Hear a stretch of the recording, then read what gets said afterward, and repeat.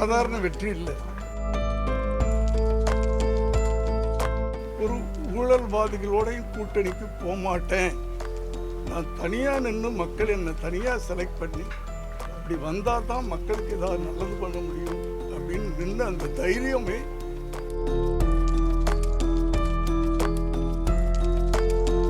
எல்லாருக்கும் வணக்கம். நான் இன்னைக்கு ரொம்ப சந்தோஷமாக இருக்கிறேன். அது காரணம் உங்கள் எல்லாருக்கும் தெரியும்.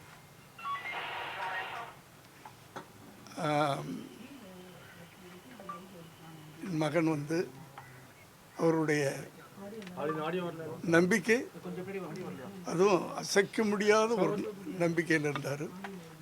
நம்பிக்கையோடு இருக்கேன், வெற்றி நமதே அப்படின்றது தான் அவருடைய ஒரு தாரக மந்திரமாக இருந்துச்சு.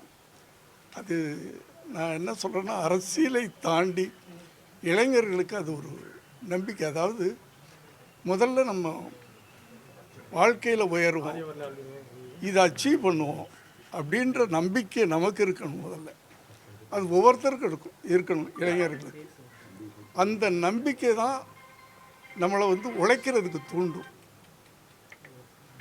அதனால் ஏன்னா இப்போது அவர் செய்து காட்டியிருக்கார், நான் தான் சிஎம்மாக வருவேன் அப்படின்னு 2 வருஷத்துக்கு முன்னாடி அவர் இந்த பயணத்தை ஆரம்பித்தார்.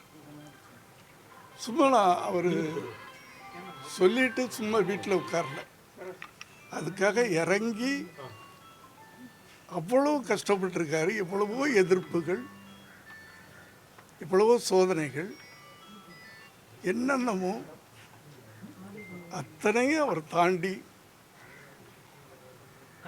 இன்னைக்கு ஒரு நம்பிக்கையை ஏற்படுத்தியிருக்கிறார். அந்த நம்பிக்கைக்கு தமிழ்நாட்டு மக்கள் உயிர் கொடுத்துருக்குறாங்க. இதில் சந்தோஷம் என்னென்னா, நாங்கள் சந்தோஷப்படுறதை விட இன்றைக்கி நான் காலையில் 3:30 மணிக்கு எந்திரிச்சு திருத்தணி கோயிலுக்கு போயிட்டு வர்றேன். நான் அந்த சந்திக்கிற அத்தனை பேரும் துள்ளி குதிக்கிறாங்க. ஓட்டு போட்டவங்க, நாங்கள் ஓட்டு போட்டோம், எங்கள் அண்ணன் ஜெயிச்சிட்டார். அது நாங்கள் ஓட்டு போட்டோம் தலைவர் ஜெயிச்சிட்டார்னு சொல்ல, நாங்கள் ஓட்டு போட்டோம் எங்கள் அண்ணன் ஜெயிச்சிட்டார், எங்கள் அண்ணன் ஜெயிச்சிட்டார்னு ஜம்ப் பண்ணுது. அந்த உறவை அவர் அந்த மக்கள்கிட்ட நான் உங்களுக்கு தலைவனாக வர்றேன் அப்படின்னு சொல்லாமல், நான் உங்களுக்கு ஒரு தொண்டனாக வர்றேன், நான் உங்களுக்கு ஒரு சொந்தமாக வர்றேன், உங்கள் பிரச்சனைகளை நான் தீர்த்து வைக்கிறேன், தமிழ்நாட்டுக்கு ஏதோ நான் பண்ணணும்னு ஆசைப்பட்றேன், கரப்ஷன் இல்லாத ஒரு தமிழ்நாட்டை உருவாக்கணும் அப்படின்ற ஒரு ஒரு வெறியோட ஒரு கொள்கையோடு அவர் இன்னைக்கு அந்த மக்களோட, தமிழ் மக்களோடு சேர்ந்து நாங்கள் குடும்பத்தோடு சந்தோஷப்படுறோம். இன்றைக்கி இதைத்தான் அவங்ககிட்ட நான் ஷேர் பண்ண முடியும். மற்றபடி 100 தொகுதிகளுக்கு மேல் மெஜாரிட்டி வரும் அப்படின்னு எதிர்பார்த்தீங்களா? ஆரம்பத்திலே எதிர்பார்த்தீங்களா? நான் 125 தொகுதி எதிர்பார்த்தேன். விஜய் அவர்களுக்கு நீங்கள் என்ன சொல்ல விரும்புறீங்க சார்? விஜய் அவர்களுக்கு நான் எதுவுமே சொல்லி அவர் செய்கிற இதில் இல்லைப்பா. இந்த திரைத்துறை நீங்கள் தான் அறிமுகப்படுத்தினீங்க. அந்த அறிமுகப்படுத்தின ஒரு இயக்குனராக எப்படி இதை கொண்டாடி தீக்கிறேன்? நான் அதான் சொல்கிறேனே, 8 மணிலேருந்து கொண்டாடிக்கிட்டு இருக்கிறேன். ஒரு அப்பாவாக ரொம்ப சந்தோஷமாக இருக்குது, பெருமையாக இருக்குது. இதை விட எனக்கு என்ன வேணும்? தமிழ்நாட்டில் ஒரு பெரிய ஒரு மாற்றத்தை ஏற்படுத்தியிருக்காரு. இந்த டைமில் உங்கள் மனநிலை எப்படி சார்? அதுதாங்க, இது சாதாரண விக்டரி இல்லை, இது சாதாரண வெற்றி இல்லை. ஒரு இப்போ திமுக எடுத்துக்கிட்டிங்கன்னா மோர் தென் 20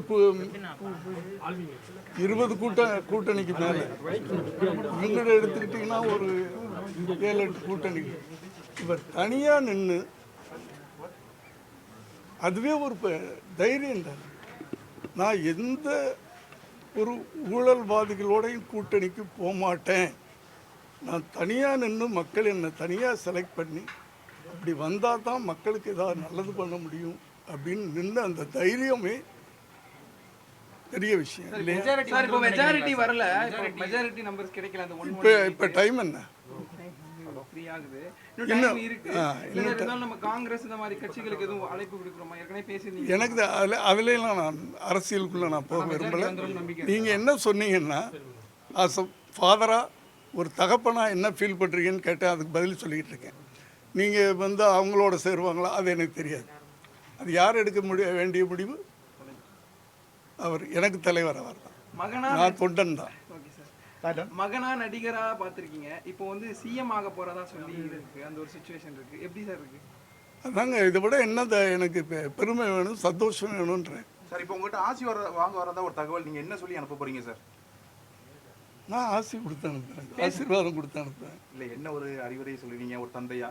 ஐயோ, நான் திருப்பி அறிவுரை சொல்கிற அளவுக்கு அவருக்கு வேணால் 50 வயசு மேலே ஆயிடுச்சு, 51 வயசு ஆயிடுச்சு இல்லையா? அவர் எல்லாத்தையும் டிசைட் பண்ணக்கூடிய தகுதி வந்துடுச்சு, அந்த திறமை இருக்குது. ஏன்னா அது நடைமுறையை நான் பார்த்துக்கிட்டு இருக்கேன், கடந்த 2 வருஷமாக பார்த்துக்கிட்டு இருக்கேன். அதனால் அவருக்கு யாரும் அறிவுரை சொல்ல வேண்டிய தேவையில்லை, அவரே எல்லாம் நல்ல முடிவெடுப்பார். ஐயா உங்க மனைவி என்ன நிலையில இருக்காங்க? அவங்க எந்த அளவுக்கு உணர்ச்சி அவங்க என்னை விட சந்தோஷமாக இருக்காங்க. ஏன்னா நான் வந்து அவங்க வந்து விஜய்க்கு ரசிகை இல்லை இல்லையா, அந்த அளவுக்கு அவங்க சந்தோஷமாக இருக்கிறாங்க. திரைத்துறைக்கு கிடைத்த மீண்டும் ஒரு திரைத்துறைக்கு கிடைத்த ஒரு பெரிய வெற்றி நம்ம இதை எடுத்துக்கலாம். தமிழ்நாடு கிடைத்த வெற்றி.